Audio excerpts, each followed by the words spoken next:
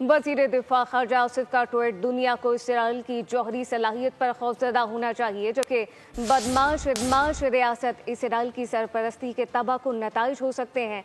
Israel ऐसा मुल्क है जो किसी आलमी जौहरी नज़्म ज़ब्त का पाबंद नहीं।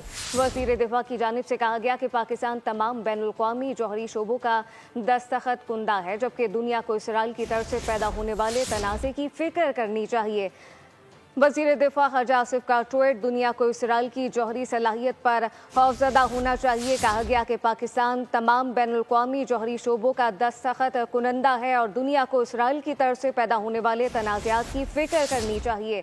वज़ीर दिफा ख़ारजा आसिफ का ये ट्वीट में कहा गया कि दुनिया को इसराइल की जौहरी सलाहियत पर खौफजदा होना चाहिए। बदमाश रियासत इसराइल की सरपरस्ती के तबाहकुन नताइज हो सकते हैं, जबकि इसराइल एक ऐसा मुल्क है जो किसी आलमी जौहरी नज़्म ज़ब्त का पाबंद नहीं।